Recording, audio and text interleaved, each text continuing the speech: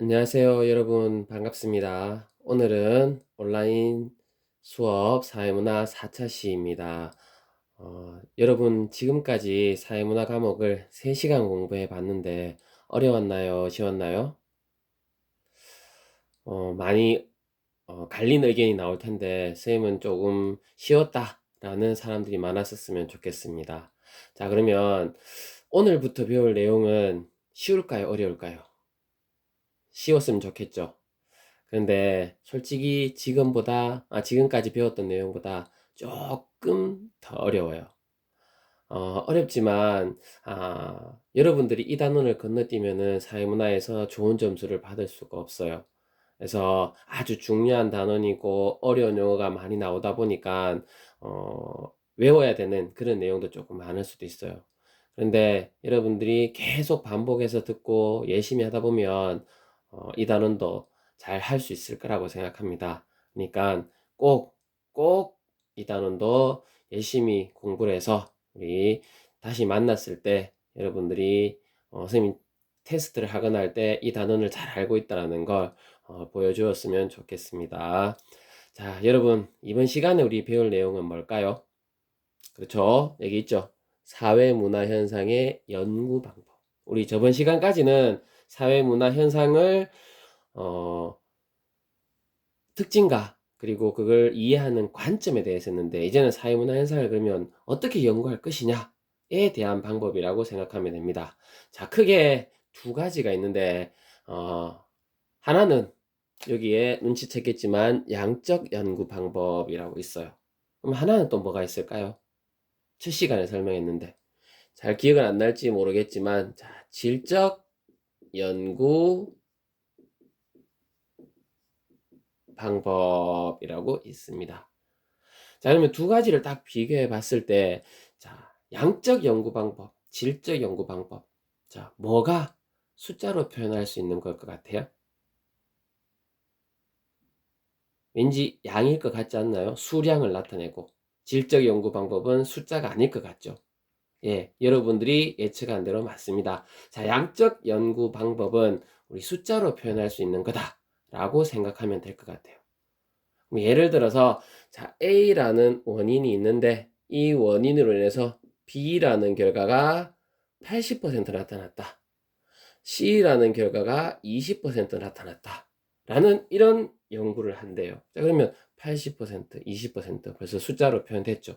맞죠? 그래서 양적 연구 방법은 이렇게 숫자를 통해서 원인과 결과를 파악하는 그런 방법이다 라고 해석하면 될 것 같아요. 거기에 반해서 질적 연구 방법은 이렇게 숫자로 표현할 수 있는 게 아니에요. 예를 들어서 비행 청소년의 심리적 갈등에 대해서 연구한다. 그러면 심리적 갈등을 80%다, 20%다 이렇게 뭐 숫자로 표현할 수는 없겠죠.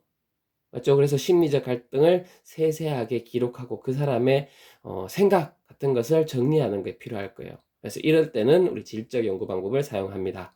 자, 이번 시간에는 양이 많으니까 양적 연구 방법을 중심으로 한번 배워보고, 우리 다음 차시에는 질적 연구 방법을 중심으로 배워보겠습니다. 자, 양적 연구 방법, 방금까지 숫자로 표현한다고 했는데 숫자로 표현한다면은 객관적일까요? 주관적일까요? 1, 2, 3. 1을 보면 누구나 다 하나라고 얘기하겠죠. 논란의 여지가 없어요. 맞죠? 그러면 자, 숫자로 표현할 수 있는 게 바로 양적 연구 방법이 숫자로 표현하고, 그렇다면 논란의 여지가 없다. 즉, 객관적인 연구 방법이다라고 생각할 수도 있어요. 왜? 원인과 결과는 우리 객관적인 연구를 할 때 많이 쓰이는 거잖아요. 맞죠? 자, 이걸 기억하면서 문제를 푼다면 조금 더 쉽게 접근할 수 있을 것 같습니다. 자, 그러면 자, 다음으로 우리 양적 연구 방법의 의미를 한번 알아보도록 합시다. 자, 제대로 안 붙네요. 자, 양적 연구 방법은 다음과 같은 의미를 가지고 있습니다. 자, 첫 번째, 경험적 자료라고 나오는데 말 그대로 경험할 수 있는 자료예요. 자, 우리가 지금 하는 양적 연구 방법은 무엇을 연구하는 양적 연구 방법이에요? 위에 있잖아요. 사회 문화 현상을 연구하는 양적 연구 방법이래요. 그러면 사회 문화 현상은 누가 하는 행동들을 만들어 놓은 거예요? 즉 사람들이죠. 맞죠? 그러면 사람들이 살아가는 그런 모습들을 양적인 연구를 하는 건데, 그러면 인간이 경험할 수 있고, 즉 볼 수 있고 만질 수 있는 그런 것들이어야 되잖아요. 맞죠? 그래서 이런 경험적인 자료를 자, 숫자로, 즉 계량화, 숫자란 얘기겠죠?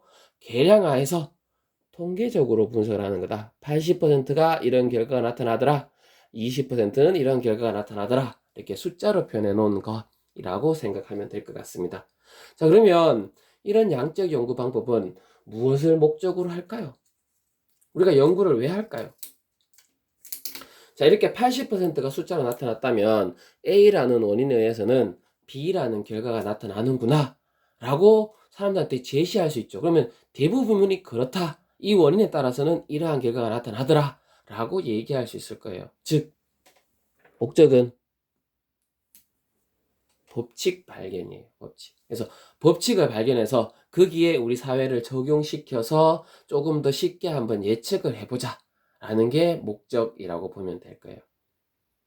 자, 이 양적 연구 방법은 전제로 우리 방법론적 이론론이라는 것을 전제로 할 겁니다.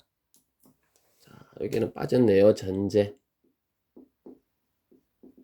방법론적 이론론이라는 것을 전제로 합니다. 어려운 용어인데 하나씩 뜯어봅시다. 자, 방법이 이론 한 가지다라는 얘기예요. 방법이 한 가지다.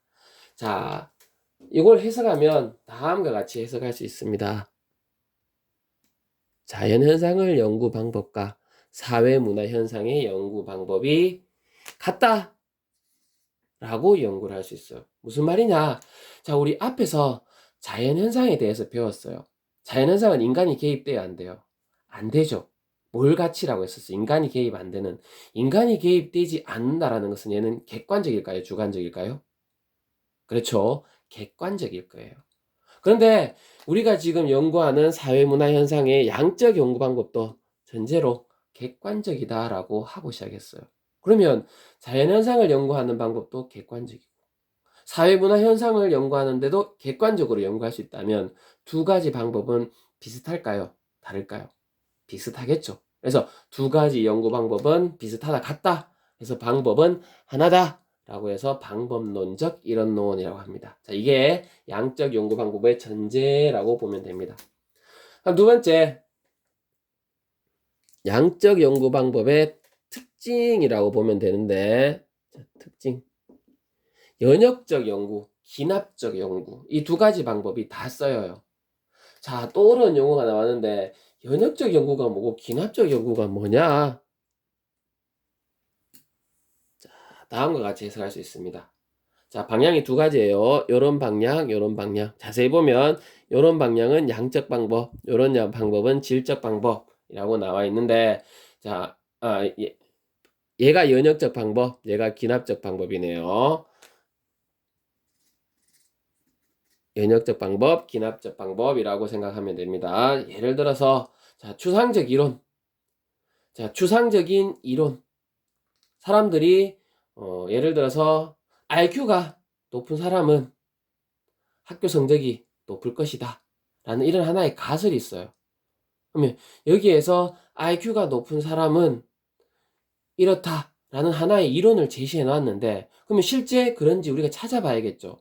그러면 A라는 사람은 IQ가 얼만데 성적이 어떻더라, B라는 사람은 IQ가 얼만데 성적이 어떻더라, C라는 사람은 IQ가 얼만데 성적은 어떻더라. 자, 이렇게 찾아볼 거예요. 여기에서 IQ가 높으면 성적이 높다라는 것은 추상적인 이론이 될 거고, A라는 사람은 이렇다, B라는 사람은 이렇다, C라는 사람은 이렇다 라고 한다면 구체적인 사실이 될 거예요. 자, 여기에서 추상적인 이론에서 구체적인 사실로 가는 방법을 우리 연역적 방법이라고 하고, 반대로 구체적 사실에서 추상적인 이론으로 얻는 방법, 즉 A라는 사람은 IQ가 얼만데 성적이 어떻고, B라는 사람은 IQ가 얼만데 성적이 어떻고, C라는 사람은 IQ가 얼만데 성적이 어떻고, 종합해보니까 IQ가 높은 사람은 성적이 좋더라 라는 결론을 도달한대요. 그러면 기납적인 연구가 될 거예요. 자, 이 내용은 우리 다음에 절차를 하면서 더 자세하게 설명을 할 겁니다. 자, 아무튼 연역적, 기납적 연구가 많이 쓰인다. 다음 여기에서는 조작적 정의라는 것을 씁니다. 자, 이게 무슨 말이냐? 우리 앞에서 상황 정의에서도 잠깐 설명했는데 정의가 뭐예요, 정의? 설명해 보라는 거죠. 조작해서. 즉, 조작해서 설명해 보라라는 그런 얘기예요. 조금 다시 해석을 하면 이렇게 해석을 할 수 있습니다. 추상적인 개념을 구체적인 자료로 수치화. 아이고, 잠시만요. 실수가 많네요. 추상적인 개념을 구체적인 자료로 수치화한다. 이게 무슨 말이냐? 자, 아까 얘기했듯이 IQ가 높은 학생은 학교 성적이 높을 것이다. 라는 가설을 하나 만들었대요. 그러면 학교 성적이 높을 것이다 라고 했을 때 학교 성적에는 여러 가지가 있잖아요. 중간고사도 있고 기말고사도 있고 모의고사도 있고 뭐 여러 가지가 있단 말이에요. 그런 어떤 내용도라도 적용할 수 있는 그런 개념을 구체적인 자료. 그럼 나는 중간고사 성적으로 할 것이다.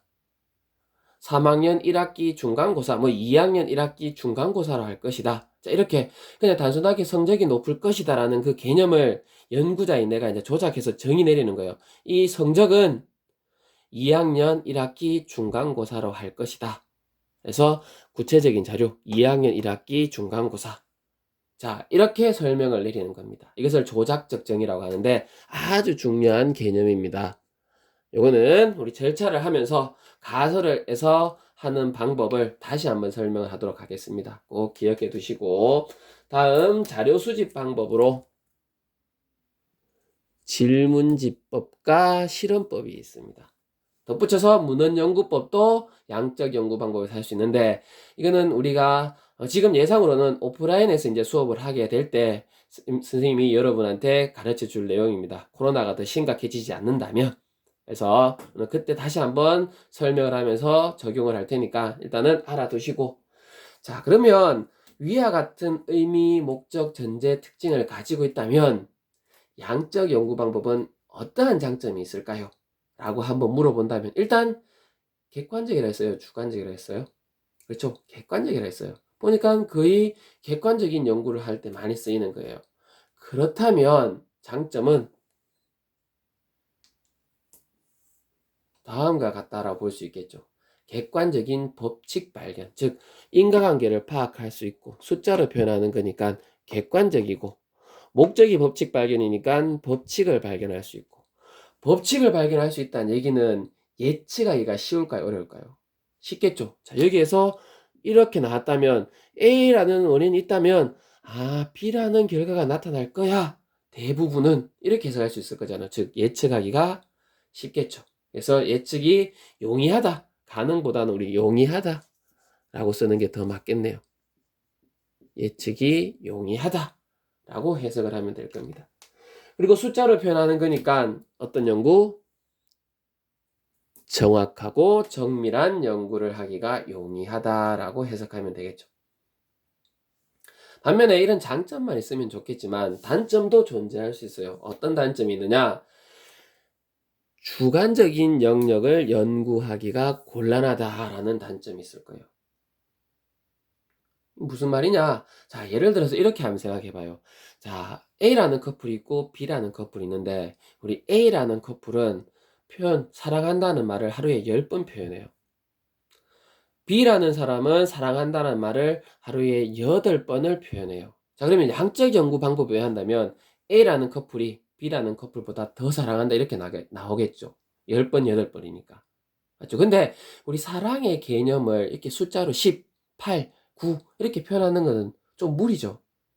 맞죠? 이런 인간의 주관적인 영역이라는 거예요. 그런 영역까지 어떻게 숫자를 표현해서 연구를 하느냐? 그는 잘못됐다. 그는 힘들다. 라고 해석을 할 수 있는 거예요. 그래서 주관적인 영역은 연구하기가 곤란하고 또 깊이 있는 연구가 곤란하다라는 그런 단점도 있어요. 무슨 말이냐? 자, 여기에서 보면 A라는 원인에 따라서 B라는 결과가 나타났는데 B라는 결과가 누가 B라는 결과인지 또는 왜 이런 원인에 따라서 어떤 과정을 거쳐서 B라는 결과가 나타나는지는 알 수가 없어요. 그냥 단순하게 B라는 결과가 80이 나타났다라는 건 알 수 있겠지만, 그래서 겉으로는 알 수 있지만 세세하게 파고들기는 힘들다라는 게 바로 이 연구 방법의 단점이라고 해석을 하면 됩니다. 알겠죠?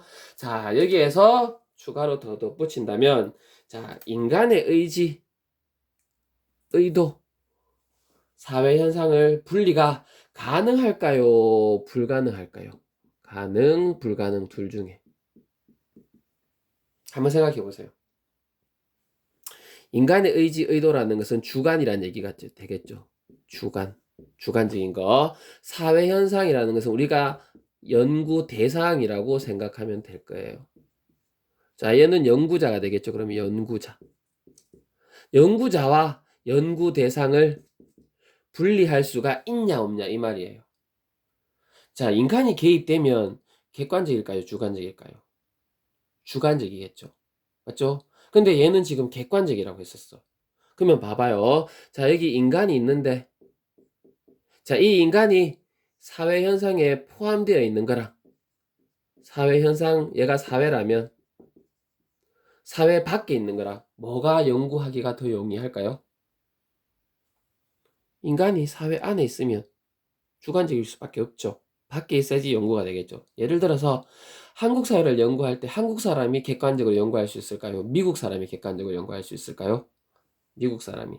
맞죠? 그렇다면 사회와, 즉 사회 현상과 연구자, 인간의 의지 의도를 분리할 수 있어야지만 객관적인 연구가 가능하다라고 보면 되겠죠. 그래서 인간의 의지 의도와 사회 현상은 분리가 가능하다라고 해석하는 게 양적 연구 방법이라고 보면 됩니다. 자, 내용이 조금 어렵죠? 많은 내용을 했어요. 잘 기억을 해야 되고, 덧붙여서 한다면 양적 연구 방법은 다음과 같은 절차를 가집니다. 아주 중요해서 시간이 좀 길지만 잠깐만 언급하고 우리 다음 시간에 더 자세하게 설명할게요. 자, 일단은 양적 연구 방법은 다음과 같은 절차를 가집니다. 얘는 우리 절차라고 보면 될 거예요. 절차. 자, 어떤 절차를 가지느냐? 자, 일단 내가 관심 있는 주제, 문제를 생각해야 될 거예요. 문제인식. 거기에 맞춰서 가설이라는 것을 만듭니다. 가설을 설정하고. 그리고 이 가설을 검증하기 위해서 나는 어떻게 연구를 할까라는 연구 설계를 하고. 그리고 그 설계에 맞춰서 자료를 모으고. 모은 자료를 분석하고. 분석했으면 이 가설이랑 얘랑 맞는지 비교해야겠죠. 검증을 하고. 검증을 해서 결론을 도출해내고. 그리고 일반화. 모든 사람한테 적용시킬 수 있는 일반화를 합니다. 즉 다르게 말하면 여기에는 법칙이라고 보면 되겠죠. 이 법칙을 발견해내는 게 양적 연구 방법의 절차라고 보면 되는데, 자, 이 절차는 좀 더 자세하게 설명을 해야 돼요. 아주 중요한 내용이에요. 그래서 조금 이따가 우리 다음 시간에 이것을 질적 연구 방법을 하고 비교해서 다시 한번 설명을 하도록 하겠습니다. 그래서 일단은 이런 절차 방법이 있다라는 것도 한번 생각은 해 두시고, 그래서 전체적으로 양적 연구 방법에 관한 설명이었다라고 생각하면 됩니다. 아주 중요한 내용이니까 어렵더라도 이해할 수 있도록 노력합니다. 자, 그러면 우리 다음 시간에 만나도록 합시다.